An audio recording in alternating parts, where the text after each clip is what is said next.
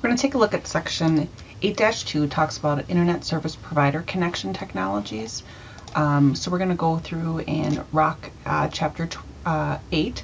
In the 1990s, the Internet was typically used for data transfer. Transmission speeds were really slow compared to high-speed connections that are available today. Additional bandwidth allows for transmission of video and voice as well as data. Today, there are many ways to connect to the Internet. Phone, cable, satellite, and private telecommunication companies offer broadband internet connections for businesses and home use. So, I don't know if you've ever heard some old movies where they have playing the analog sound of dialing up, but you have that. Basically, analog telephone is an old plain telephone service, POST, plain old telephone service, that transmits over standard voice telephone lines.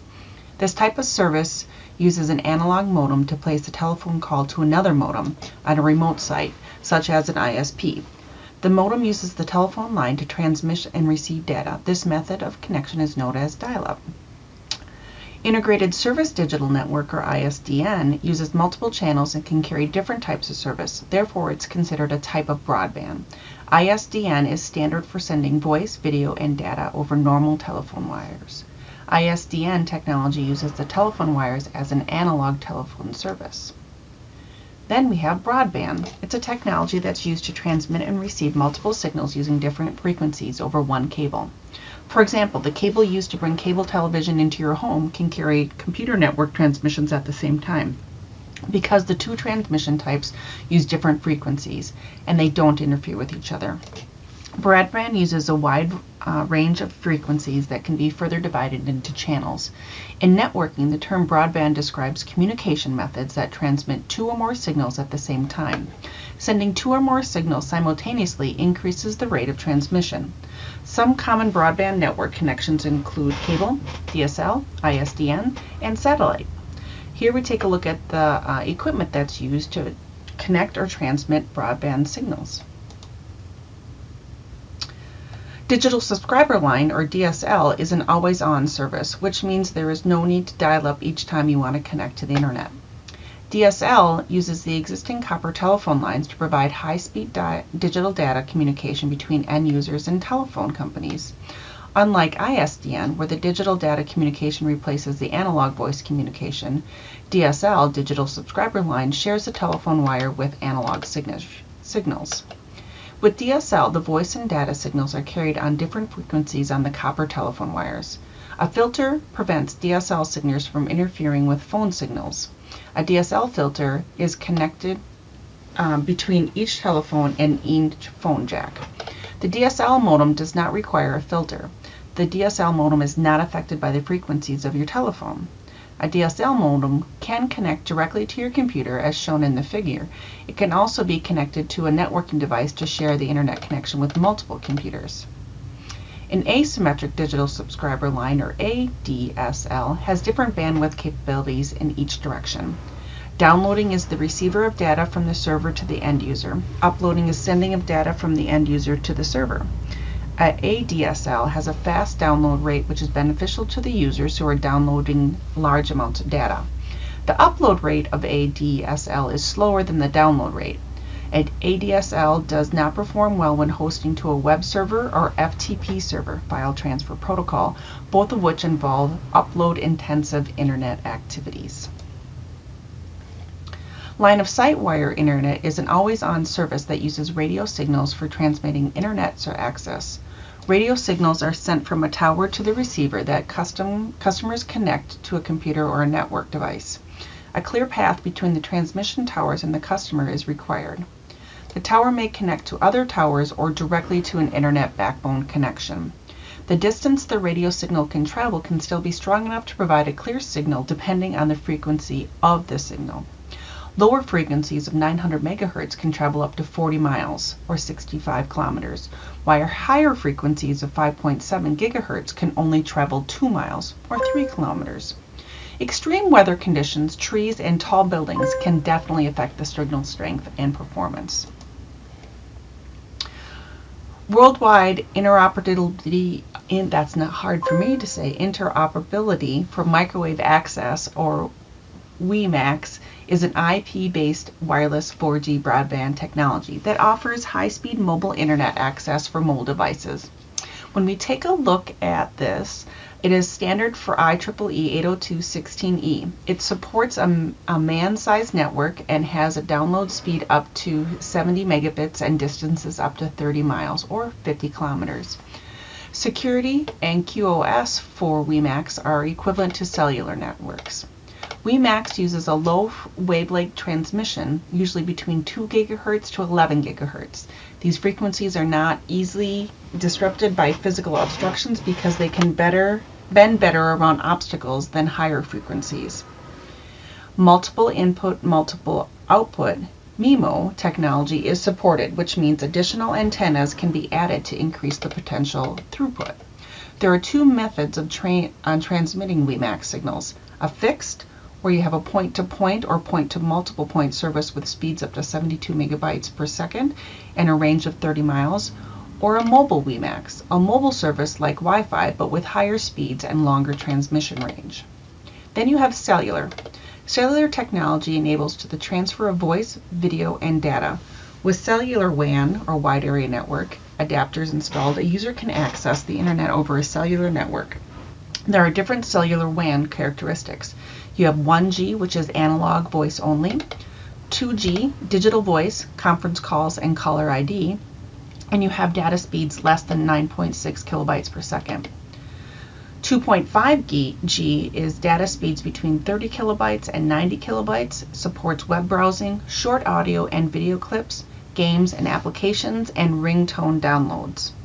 Then you move to 3G. You have data speeds between 144 kilobytes per second and 2 megabytes, supports full motion video, streaming music, 3D gaming, and faster web browsing.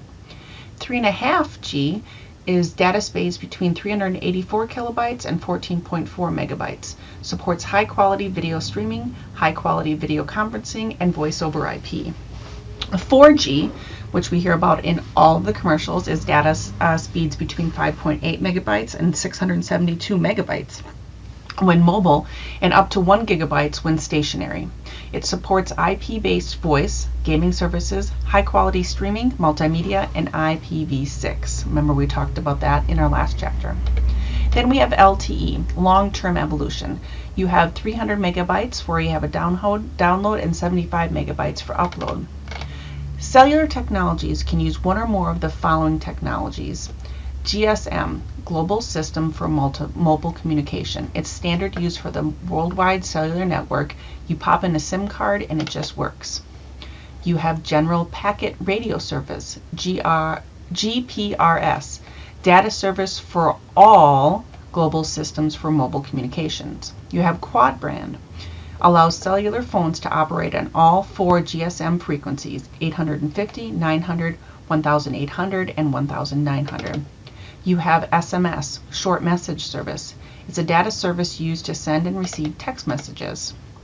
MMS, multimedia messaging services. That's a data service used to send and receive text messages, and it can include multimedia content. EDGE, enhanced data rates for GSM evolution. That has increased data rates and improved data reliability. EVDO, evolution data optimized, is improved upload speeds and QoS. High-speed download packet access, HSDPA, is enhanced 3G speed. Cable internet does not use telephone lines. Cable is going to use those coaxial cable lines originally designed to carry cable television. It connects your computer to the cable company. You can plug your computer directly into the cable modem, or you can connect to a router, switch, or hub, or multi-purpose network device so that multiple computers can share the connection of the internet. Like DSL, cable offers high speed and always-on service, which means even when connection is not in use, the connection to the internet is still available. Satellite is an alternative for customers who cannot get cable or DSL. Satellite connections do not require a phone line or cable, but a satellite dish for two-way communication. The satellite dish transmits and receives cable to and from the satellite that relays the signal back to a service provider. Download speeds can reach up to 10 megabytes or more, while upload speeds can read 1/10 of a download speed. It takes time from your signal from the satellite dish to relay to your ISP through the satellite orbiting the Earth. Due to this latency, it's difficult to use time-sensitive applications such as video gaming, voice over IP, and video conferencing. You have fiber broadband, which provides faster connection speeds and bandwidth than cable modems, DSL and ISDN. Fiber broadband can deliver a multitude of digital services such as telephone, video, data, and video conferencing simultaneously. Here we have examples of different ISP connection types and what is going through the advantages and the disadvantages for that. That's section 8-2. Section 8-3 talks about our internet technologies.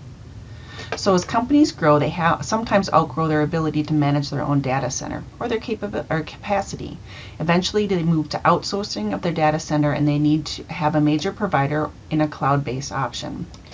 The terms data center and cloud computing are often incorrectly used.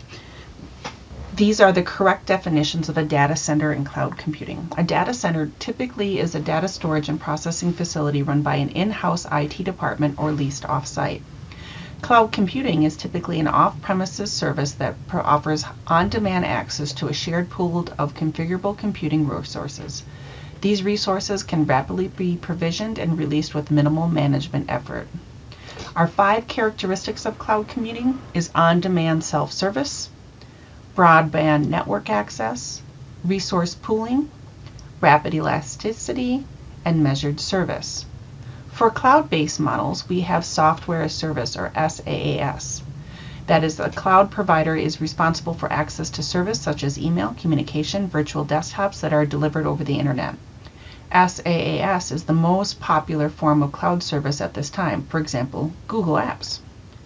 Platform as Service, PaaS. This is the cloud provider is responsible for access to the development tools and service used to deliver applications. Basically, PaaS companies provide servers and platforms to host web apps. Google Apps Engine is an example of this. IaaS, or Infrastructure as Service, the cloud provider is responsible for access to the network equipment, virtualized networks, and supporting network infrastructure. Basically, someone else takes care of your infrastructure and you just use it. So we have different types of cloud deployment models. We have private, just built for one entity; public, for anyone in the general; community, are built to help a specific industry. For example, it can be public or private. A group of banks can get together to provide online banking, or you can have a hybrid, and that is services are public and part of them are private. A host IP address information before it can be send data on the network. 2 important IP address services are Dynamic Host Configuration Protocol, DHCP, and Domain Name Service, DNS. DHCP is a service provided by Internet service providers, network administrators, and wireless routers to automatically assign IP addressing. We've talked about IPv4, where the DHC configuration device boots up or connects to the network. The client broadcasts to DHCP discover messages and identifies any available DHCP servers on the network. A DHCP server replies with an offer message, which then offers a lease to the client. The offer of the message contains an IPv4 address and a subnet mask to be assigned. The IPv4 address of the DNS server and the IPv4 address of the default gateway. The lease offers also includes the duration of the lease. We also have a request, where the client can get a DHCP offer from multiple servers but can only accept one. The DHCP request informs the server it is accepting the offering of an IP address. The DHCP pack is the final phase of the process and involves sending of the packet to the client. The packet contains information of the lease, duration, and other configuration for the client. For your DNS domain name services, it's the method computers use to translate domain names into IP addresses. On the internet, domain names such as Cisco.com are much easier for people to remember than 198.133.219.25, which is actually the numeric IP address of this server. If Cisco decides to change the numeric IP address of the Cisco site, it's transparent to the user because the domain name remains the same. The new address is simply linked to the new existing domain name and connectivity is maintained. Web resources are provided by a web server. The host access of the web resources using Hypertext Transfer Protocol, or HTTP, or secure HTTP, which is HTTPS, is a set of rules for exchanging text, graphics, images, sound, and video on the World Wide Web. HTTPS adds encryption and authentic services using secure locket layers, or SSL, protocols, or newer transport layer security, TLS, protocols. HTTP operates on port 80. HTTPS operates on port 443. To better understand how the web browser and web server interacts, you can take a look at how a web page is opened in a browser. So if you opened up the website cisco.com/html, you would see that the very first part of the address is your HTTP. That's your protocol or your scheme. And then you have www.cisco.com, that's the server name. Then if you do /index.html, index.html is the specific file name requested. The browser then checks with the domain name server, a DNS, to convert the cisco.com into a numeric address, which then uses it to connect to the server. Using an HTTP requirement, the browser sends the GET request to the server and asks for the file index.html. Then we'll go through and send it back to the HTML for them to get the page back. FTP was standardized in 1971, File Transfer Protocol. It allows for data transfer between a client and a server. An FTP client is an application that runs on a computer, and it's used to push and pull data from a server running an FTP service. To successfully transfer data, FTP requires two connections between the client and the server, one command and one replies, and the other for the actual transfer. FTP has many security weaknesses, therefore more file transfer services should be used, such as one of the following. File Transfer Protocol Secure. FTPS is an FTP client that can go through and request and be encrypted. You can also have an SSH File Transfer Protocol, or SFTP. It's an extension to Secure Shell Protocol that can be used to establish a file transfer session that is secure. And you also can use Secure Copy, or SCP. It's used for SSH to secure transfers. You have SMTP, which is a Simple Mail Transfer Protocol. It is used when email is delivered from an email client, such as Outlook, to an email server, or an email is delivered from one email server to another. SMTP uses port 25. POP3 stands for Post Office Protocol. POP3 allows an email client to download an email from an email server. It's simple and it does not offer many features except for download. It's designed and assumed that the email client downloads all available email from the server, deletes them from the server, and then disconnects. POP3 normally uses port 110, and we have an IMAP, which stands for Internet Messaging Access Protocol. It has the many features similar to POP3. Its protocol is that it's an email client can use to download email from the email server, except IMAP uses many more features than POP3. The IMAP protocol is designed to let users keep their email on the server, and it requires more disk space to run on the server, so more CPU resources than POP3, as many emails are stored on the server. IMAP normally uses port 143.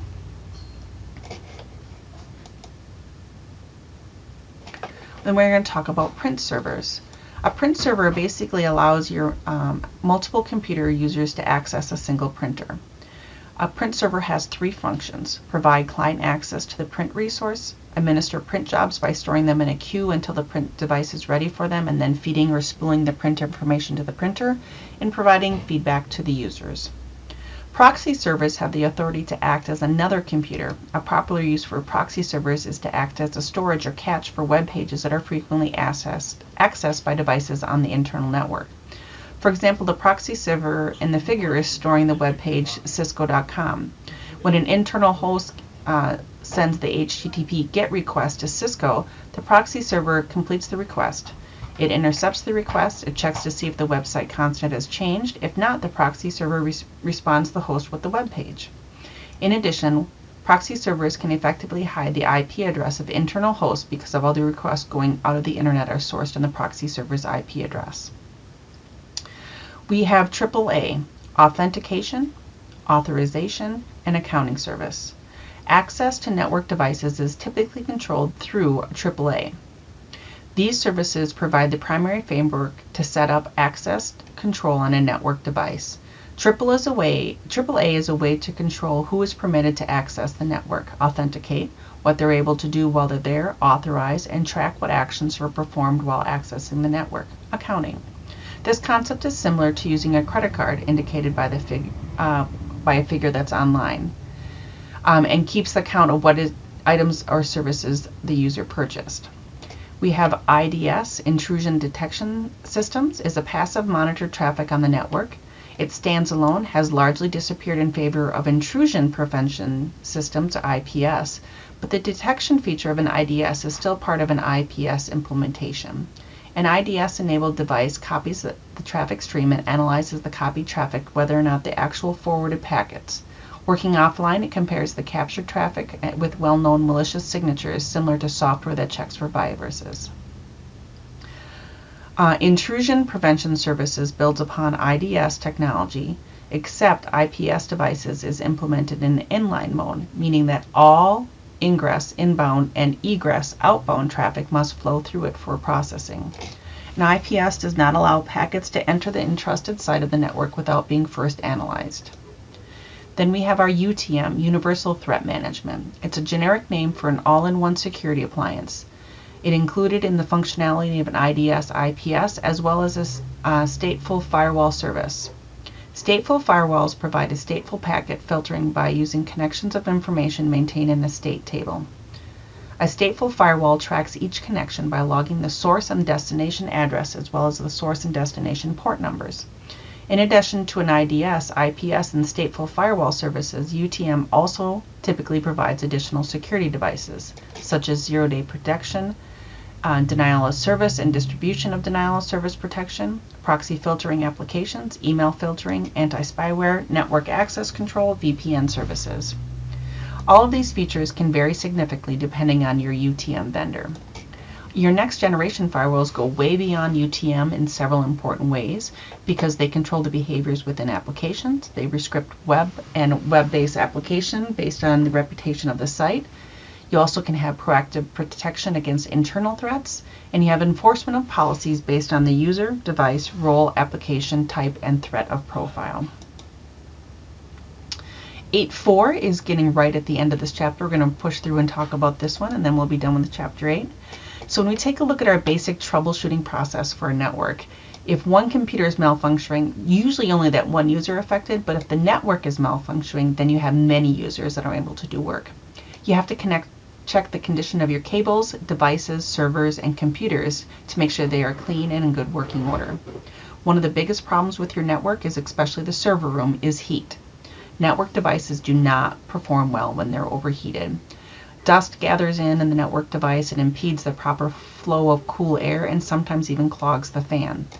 Always important that your network rooms are clean and change air filters often. It's also a good idea to have replacement filters available for prompt maintenance. Part of a regularly scheduled maintenance program is inspecting cabling to make sure that they're labeled correctly and the labels are not coming off. And you want to replace any worn or unreadable labels. You want to check that cable supports are properly installed and not attachment points are coming loose. Cabling can become damaged and worn. You want to make sure that cabling is in good repair and maintain good network performance. You want to check to make sure that the workstation and printer cables are in good working order because it is often where they are kicked underneath the desks. It can result in the loss of bandwidth or connectivity. As a technician, you may notice that equipment is failing, damaged, or makes unusual sounds. You want to make sure you inform your network administrator if you notice any of these. You should be proactive and demonstrate to the network user how to properly connect and disconnect cables as well as how to move them if necessary. The last step we have here is taking a look at how do you apply troubleshooting process to our network. So we have the 6-step process that you want to go through. The biggest thing is you want to make sure that you ask open-ended and closed-ended questions. An example of an open-ended question is, can you describe what is wrong with your computer? That asks them to give open-ended question. Another closed-ended question would be, does your computer have power? They're only required to answer a yes or no question. So depending on the type of person you're working with, you're going to want to ask either open-ended or closed-ended questions. You do want to make sure that you establish a theory of probable causes.